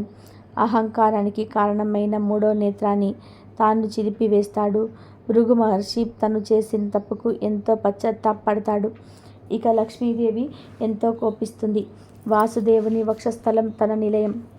మాధవుని వక్షస్థలాన్ని తన కాలితో తన్నినా కూడా ఆ మహర్షిని మాధవుడు ఏమీ అనలేదని శ్రీ మహాలక్ష్మికి ఎంతో కోపం వచ్చింది. ఆమె క్రోధావేశంతో నేనిక్కడ ఒక్క క్షణం కూడా ఉండను, నా దారి నాది, నీ దారి నీదని అంటూ తక్షణమే లేచి అక్కడ నుండి వెళ్ళిపోతుంది. ఇక విష్ణుమూర్తి లక్ష్మీ వియోగం భరించలేకపోతాడు. ఆయన విషాదంతో వైకుంఠం విడిచి సువర్ణముఖి తీరంలో శాంతికి నిలయమైన వైకుంఠాద్రికి వస్తాడు. అక్కడ ఒక పుట్టలో ప్రవేశిస్తాడు. ఇలా కాలం గడిచిపోతూ ఉంది. అది ద్వాపర యుగాంతం. ఆ కాలంలో చోళ రాజ్యాన్ని ధర్మాత్ముడైన ఒక చోళ ప్రభువు ఏలుతుంటాడు. శ్రీనివాసుడి కోసం బ్రహ్మ గోవుగాను, రుద్రుడు దూడగాను మారతాడు. శ్రీ మహాలక్ష్మి గోపాలిక రూపంలో వచ్చి ఆ గోవస్థానాలను చోళరాజుకు విక్రయించి కొల్హాపురం చేరుతుంది. దండిగా పాలిచ్చే ఆ ధేనువును రాణి కడు శ్రద్ధగా చూసుకుంటూ ఉంటుంది. మాయా గోవు ఆ రాజుకు ఆలమందలో చేరి మేతకై వెంకటాద్రికి వచ్చి అక్కడ శ్రీనివాసుడిని వెతుకుతుంది. పొట్టలో ఆయనను పసికడుతుంది. ఆనాటి నుండి ఆయనది అనుదినం అక్కడికి వచ్చి క్షీరం వర్షించి శ్రీనివాసుడు తృప్తిపరిచేది. తోటి గోవులతో కలిసి మళ్ళీ ఊరు చేరుతూ ఉండేది. కొండ పొదుగులతో మిగిలిన గోవులన్నీ కూడా ఇంటికి మళ్ళీ వస్తాయి. ఆ ఆవు ఒట్టి పొదుగుతో రావడానికి కారణమేమిటి? నీవు పాలన్నీ తాగేస్తున్నావా? నిజం చెప్పు అని రాణి పశువుల కాపరిని నిలదీసి అడుగుతుంది. పాపం గోపాలుడు తనకేమీ తెలియదని అంటాడు. బొంగుతున్నాడని ఆయన వాణ్ణి కఠినంగా శిక్షిస్తుంది. ఈ ఆవు అంతు తేల్చుకోవాలని మరునాడు గోపాలుడు ఆలమందలు అడవికి వస్తాడు. ఆ గోవును ఒక కంట కనిపెట్టే ఉంటాడు. అది మామూలుగా పొట్ట దగ్గరికి వెళ్తుంది. చాటుమాటున ఉండి అంతా గమనిస్తూ ఉంటాడు. పుట్టలోకి పాలు దిగజారుతున్న ఆవును చూడగానే వాడికి ఒళ్ళు బగ్గుమంటుంది. వెంటనే గుడ్డల్ని పైకెత్తి ఆవు తల మీద కొట్టబోతాడు. ఇక పుట్టలో ఉన్న శ్రీనివాసుడు చివ్వున వెలుపలికి వచ్చి ఆ గొడ్డలి పేటుకు తన శిరస్సు అడ్డం పెడతాడు. ఆయన తలకు బలమైన గాయమై నెత్తురు పైకి చిమ్ముతుంది. ఈ పాపానికి ఫలంగా గొల్లడు అక్కడే నేలకూరి మరణిస్తాడు. ఇక శ్రీనివాసుడు పుట్టలో ప్రవేశిస్తాడు. ఇక ఆవు బరువు తీస్తూ నారాయణపురం చేరుతుంది. అక్కడ రాజుగారి సముఖంలో పడి దొర్లాడుతుంది. ఈ వైపరీత్యం ఏమిటో కనిపెట్టమని రాజు వినియోగిస్తాడు. వారు ఆ గోవు వెంట వెంకటాద్రికి వెళ్తాడు. పుట్ట వద్ద చచ్చిపడి ఉన్న గొల్లవాడిని, పుట్టలో నుంచి పైకి చెందుతున్న రక్తాన్ని చూస్తాడు. ఇక భయప్రాంతుడై పరిగెత్తి వచ్చి వర్తమానం బాబుకు నిర్ణయిస్తాడు. ఇక రాజు సంభ్రమాశ్చర్యాలతో అప్పటికప్పుడే అక్కడి నుంచి బయలుదేరి పుట్ట దగ్గరికి వస్తాడు. ఇక వాసుదేవుడు పుట్టలో నుంచి బయటకి వచ్చి, రాజా, నీవు దుర్మార్గుడివి, నీ మూలంగా నాకు దుఃఖం కలిగింది కనుక పిశాచం కమ్మని శపిస్తాడు. పిశాచ రూపం పొందిన చోళుడు దీనంగా ఇలా అంటాడు, దేవా, నేను నిరపరాధిని, నన్ను ఇలా ఎందుకు శపించావు అంటాడు. అందుకు శ్రీనివాసుడు ఇలా అంటాడు, నిత్యము నాకు పాలిస్తున్న ధేనువు మీద ప్రేమతో నిన్ను ఇలా శపించవలసి వచ్చింది. నా భక్తులకు బాధ కలిగితే నేను ఒత్తిగా సహించను. నీవు కొంతకాలం ఈ రూపంలో ఉండక తప్పదు. తర్వాత ఆకాశరాజుగా జన్మిస్తావు. అంతలో నీకు శాప విమోచనం అవుతుంది. అటుపై నీ పుత్రికను నాకిచ్చి పెళ్లి చేస్తావు. నాకు ఎంతో ఇష్టమైన వాడవవుతావు, విచారించకు అని అనుగ్రహిస్తాడు. పూర్వకల్పంలో శ్రీ మహావిష్ణువు శ్వేతవరాహ రూపంలో హిరణ్యాక్షుడు సంహరిస్తాడు. శిష్ట రక్షణకై ఆయన వెంకటాద్రిలో నివాసం ఉంటాడు. ఒకనాడు వృషభాసుని చంపి తిరిగి వస్తూ అక్కడినే విచారిస్తున్న శ్రీనివాసుని వరాహస్వామి చూస్తాడు. అలా చూసి నీవెవరు, ఇక్కడ ఎందుకున్నావని ప్రశ్నిస్తాడు. అందుకు శ్రీనివాసుడు తాను వాసుదేవునని, లక్ష్మి తనపై అలిగి వెళ్ళిపోయిందని, ఆత్మశాంతి కోసం ఇక్కడి వల్మీకంలో ఉంటున్నానని, కలియుగాంతం వరకు ఇక్కడే ఉంటానని మొబలాట పడుతున్నానని, తనకు ఆవాస స్థలం కల్పించమని శ్రీనివాసుడు క్షేత్రప్రభు అయిన వరాహస్వామిని అర్థిస్తాడు. ఇక వరాహస్వామి తనకు మూల్యం ఇచ్చి తలం కొనుక్కోమని చెప్తాడు. ఆ వద్ద డబ్బు లేదు, నాకు చోటిస్తే భక్తులు నాకంటే ముందు నిన్ను దర్శించేటట్లు, నీకే ప్రథమ నైవేద్యం సమర్పించేటట్లు చేస్తానని శ్రీనివాసుడు మాట ఇస్తాడు. అందుకు వరాహస్వామి అంగీకరిస్తాడు. ఈ విధంగా ఏకరూపులైన స్వామి ఇద్దరు భక్తుల కొరకు వెంకటాద్రిలో జరుపుతారు. ఆ పైన వరాహస్వామి తనకు సేవ చేస్తున్న వకలాదేవిని శ్రీనివాసుని సేవకు వినియోగిస్తారు. ఆమె ప్రతిదినము అన్నపానాలు సమకూరుస్తూ అర్చతుని కొలుస్తూ ఈ వకులాదేవి శ్రీకృష్ణ అవతారం నాటి యశోదాదేవి. యశోద కృష్ణుని ఎంతగా పాలించినా లాలించినా ఆమెకప్పుడు పుత్రమోహం తీరలేదు. మరికొంతకాలం మాధవుని మంగళ రూపాన్ని సేవించాలని ఉబలాట పడుతుంది. తను అభిలాష తెలుపుతుంది. నీ మనోరథం మరో జన్మలో నెరవేరబోతుందని శ్రీకృష్ణుడు ఆమెకు వరమిస్తాడు. ఆ వర ప్రభావం వలనే యశోద వకులాదేవిగా అవతరించి ఇప్పుడు శ్రీనివాసుడు సేవా భాగ్యాన్ని నోచుకుంది. ఇంతలోనే కలియుగం వస్తుంది. శాపగ్రస్తుడైన చోళవిభుడు ఆకాశరాజుగా ఆవిర్భవించి నారాయణపురానికి నాథుడవుతాడు. అతడికి తొండమానుడనే సోదరుడు కూడా ఉంటాడు. ఆకాశరాజుకు బహుకాలం సంతానం లేదు. అందుకోసం ఆయన యజ్ఞం సంకల్పించి తలాన్ని దున్నుతూ ఉండగా సహస్రదళ పద్మం ఒకటి అక్కడ ప్రత్యక్షమవుతుంది.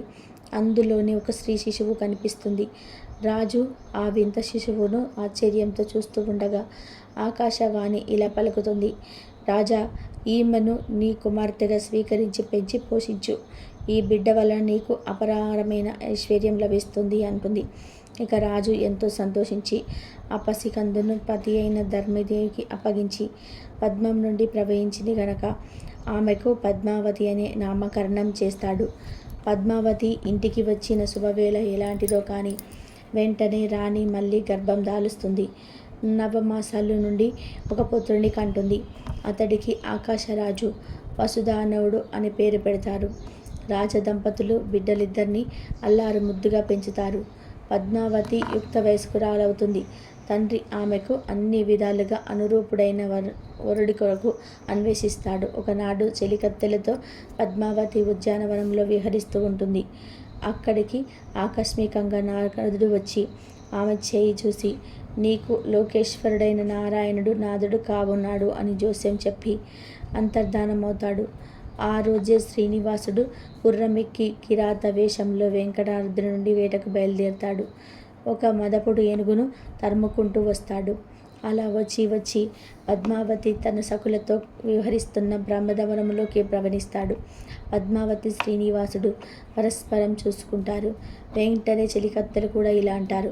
అయ్యా, నీవెవరు? ఇక్కడికి ఎందుకు వచ్చావు? ఇది పురుషులు రాకూడని ప్రదేశం.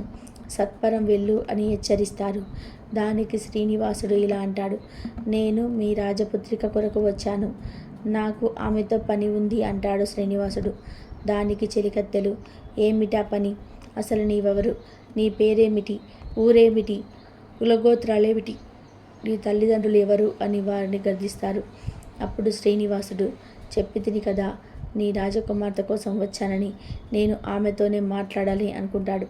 ఇక శ్రీనివాసుడు పద్మావతిని చూసి, మాది చంద్రవంశం. నన్ను కృష్ణుడు అంటారు. నా జనని జనకులు ఇద్దరు దేవకి వసుదేవులు. మరి మీరు కులగోత్రాలు ఏమిటో వినవచ్చా అంటాడు. అందుకు పద్మావతి ఇలా అంటుంది. నేను ఆకాశరాజపుత్రిని. నా పేరు పద్మావతి. వివరాలు చాలా ఉన్నాయి. ఇక నువ్వు దయచేయవచ్చు అంటుంది. ఇక చెలికత్తెలు కిలకిలా నవ్వుతారు. అంతటా శ్రీనివాసుడు ఇలా అంటాడు. పద్మ, ఆ మాటలే కాస్త మెల్లగా మృదువుగా రానివరాదా? నిన్ను చూడగానే నా మనసు ఏమేవో అవుతున్నది. నాతో ఇంత నిష్ఠూరంగా పలకదగునా? నేను నీ వాడనే కదా, నన్ను పతిగా స్వీకరించు అంటాడు. ఇక రాకుమారికి కోపంతో కండ్లు ఎరిపెక్కుతాయి. నన్ను అనరాని మాటలు అంటున్నావు. మా జనకులు చూస్తే నిన్ను ప్రాణాలతో విడిచిపెట్టడు. బ్రతుకు మీద ఆశ ఉంటే ఇక నుండి వెళ్ళిపో అని హెచ్చరిస్తుంది. ఇక శ్రీనివాసుడు ఇలా అంటాడు. నీ తండ్రి నన్ను శిక్షించడానికే నేను చేసిన నేరమేంటి? నీవు కన్యవు, నేను వనితించడం తప్ప అని శ్రీనివాసుడు ఆమెను సమీపిస్తాడు. ఇక పద్మావతి ఎంతో కోపంతో అక్కడి నుండి రివ్వున కదిలి వెళ్తుంది. ఇక శ్రీనివాసుడు నిజ నివాసానికి మరలి వచ్చి చింతతో ఉంటాడు. ఇక వకులాదేవి వచ్చి కన్నీరు కారుస్తున్న శ్రీనివాసుని చూసి కలవరపడి కారణం అడుగుతుంది. అతను తాను వేటకై వెళ్ళి ఒక ఉద్యానంలో పద్మావతి అనే కన్యను చూశానని, ఆమెను తన దానిగా చేసుకోవాలని, అలా జరగకపోతే తాను జీవించలేనని చెప్తాడు. అందుకు వకులాదేవి సంభ్రమంతో ఆ కన్య తండ్రి ఎవరు, నివాసం ఎక్కడా అని అడుగుతుంది. ఇక శ్రీనివాసుడు ఇలా అంటాడు. ఆమె నారాయణపురం పాలించే ఆకాశరాజు కూతురు అని అనగానే వకులాదేవి సంతోషించి వెంటనే కన్యను అడగడానికి నారాయణ పురాణం బయలుదేరి వెళ్తుంది. అక్కడ పద్మావతి వికిరాత వేషంలో వచ్చిన మాధవుడిపై మనసు పడి అన్న పానీయాలు విసర్జించి చింతతో చిక్కి సగమవుతుంది. ఇక చెలికత్తెలు ఉద్యానవనంలోకి జరిగినంత సంగతి అంతా పూసగుచ్చినట్టు ఆమె తల్లిదండ్రులకు మనవి చేస్తారు. రాజదంపతులు ఆలోచనలో పడతారు. ఎంతలో శ్రీనివాసుడు ఎరుకలసాని వేషంలో ధరణీదేవి దగ్గరకు వస్తాడు. రాజపత్ని తన కుమార్తె పరిస్థితి మనసులో పెట్టుకొని సోది చెప్పమని ఎలకలసారిని కోరుతుంది. శ్రీ వెంకటేశ్వరుడు నీ కూతురు కిరాత వేషంలో వేటకై వచ్చిన శ్రీనివాసుని ఉద్యానవనంలో చూసి మోయించింది. ఆయనకి నిత్యం ఇచ్చి పెళ్లి చేస్తే ఆమె బాధ తీరుతుంది. అలా జరగకపోతే వేదనతో ఆమె చనిపోతుంది.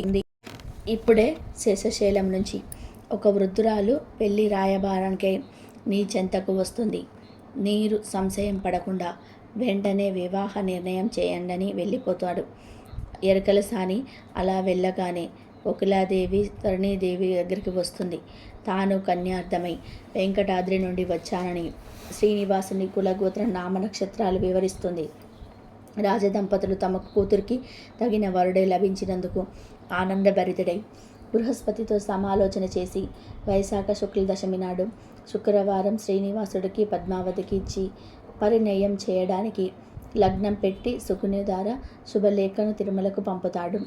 ఈలోగా తన రాకకే ఎదురుచూస్తున్న వెంకటేశ్వరుడితో ఒకలాదేవి తాను కార్యం పండించుకోవచ్చానని చెప్పి ఆనందభరుస్తుంది. తర్వాత సుఖ సందేశం అందక స్వామి పొంగిపోతాడు. తర్వాత వెంకటాచలపతి తన పరిణయోత్సవానికి బ్రహ్మరుద్రాది దేవతల గణాన్ని ఆహ్వానిస్తాడు. అది అందరూ శేషశైలానికి తరలి వస్తారు. వచ్చిన వారందరినీ వెంకటరమణమూర్తి ఆదరిస్తాడు. లక్ష్మీ లేని పెళ్ళి కాదని గోవిందుడు కులహాపురం నుండి శ్రీదేవిని రప్పిస్తాడు. ఆమె వెంకటాద్రికి వచ్చి తాను చెప్పిన వేదవతినే పరంధాముడు పరిణయం ఆడబోతున్నందుకు ఎంతో మురిసిపోతుంది. శ్రీలక్ష్మి శ్రీనివాసుడికి మంగళస్నానం చేపిస్తుంది. పార్వతీ సరస్వతి సావిత్రి మొదలగు సువాసనలు శేషగిరివాసుని సర్వ అలంకార శోభితుడు గావిస్తారు. వశిష్ఠాది మహర్షులు పుణ్య కార్యక్రమాలు నిర్వహిస్తారు. శ్రీనివాసుడు తన కళ్యాణానికి కుబేరుని వద్ద 14 లక్షల రామముద్రికలు అప్పుగా తీసుకుంటారు. వద్రి చెల్లిస్తూ కలియుగాంతాన అసలు తీరుస్తానంటారు.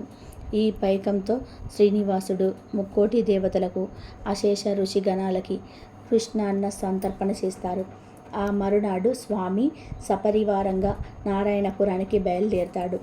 ఆకాశరాజు తన సోదరుడైన తొండమానుడితో ఎదురేగి గంధమాల్యాదులతో పూజించి వాసుదేవుడికి వస్త్రాభరణం సమర్పిస్తాడు. ఆ రాత్రి ఆకాశరాజు పతిత పావనుడైన పరమాత్ముని పరివారానికి భోజనాది సౌకర్యాలను సమకూర్చి వాళ్ళనందరినీ కూడా సంతోషపెడతాడు. మరునాడు సాయంకాలం వరపూజ జరుగుతుంది. ఇక ఆకాశరాజు మంగళ వాయిద్యాల మధ్య శ్రీనివాసుని ఏనుగు మీద ఊరేగిస్తూ వివాహ మంటపానికి తీసుకొని వస్తాడు. అక్కడ తొండమానుడి భార్య స్వామికి కర్పూర నీరాజనమిస్తుంది. ఇక వరుడు రత్నపీఠం అధిష్ఠిస్తాడు. అనిమిషులు ఋషులు పరిణయోత్సవం తిలకించాలనే కుతూహలంతో కిక్కిర్చి కూర్చుంటారు. పురోహితుడు సంకల్పం చెప్తుండగా ఆకాశరాజు మధుపర్కమిచ్చి శ్రీనివాసుడి పాదాలను పన్నీటితో కడుగుతాడు. గంధ పుష్పాలతో అర్చిస్తాడు. ఇంతలో సుముహూర్తం సమీపిస్తుంది. ఇక శ్రీవారు పద్మావతి చేతికి కంకణం కడతాడు. దివ్య శంఖాలు సిరుసింహనాలు వేణు వీణామృత మృదాది ధ్వజులు నిన్నుముడుతుండగా సిగ్గు పరువున తల వంచి కూర్చున్న పద్మావతి దేవి కంఠంలో స్వామి మంగళసూత్రం ముడివేస్తాడు. పిమ్మట వధూవరులు ముత్యాల తరంబ్రాలను పోసుకుంటారు. తగ్గిన పెమ్మి తరంగమంతా శాస్త్రోక్తంగా జరుగుతుంది. ఇక దేవతలు ఋషులు ఆ దివ్య దంపతులను ఆశీర్వదిస్తారు. ఆకాశరాజు అంగరంగ వైభవంగా పెళ్లి జరిపి అల్లుడికి 1 కోటి నిష్కాలు అనంతకోటి ఆభరణాలు కానుకగా ఇస్తారు. పెళ్లికి వచ్చిన పిన్నలు పెద్దలను బంధుమిత్రులను యథాచితంగా సత్కరిస్తారు. ఇక శ్రీనివాసుడు పద్మావతి సమేతంగా బ్రహ్మాది దేవతలతో వెంకటాద్రికి పయనమవుతాడు. వివాహ దీక్ష వలన ఆయన 6 మాసాల వరకు కొండెక్కరాదు కనుక సువర్ణముఖి తీరంలో అగస్త్యాశ్రమంలో అంతవరకు ఉండాలని నిశ్చయించుకుంటాడు. దేవతలు దేవుడి వద్ద సెలవు పుచ్చుకొని నిజ నివాసాలకు వెళ్ళిపోతారు. మహాలక్ష్మి కోల్హాపురానికి మళ్ళీ వెళ్ళిపోతుంది. ఈ విధానంగా పద్మావతి శ్రీనివాసుల కళ్యాణం అంగరంగ వైభవంగా జరుగుతుంది. ఈ కథను ఈరోజు ఎవరైతే వింటారో వారి ఇంట్లో అన్ని శుభాలే కలుగుతాయి. ఎలాంటి పాపాలైనా పోయి కోటి జన్మల మహాపుణ్యం వస్తుంది. జీవితంలో దరిద్ర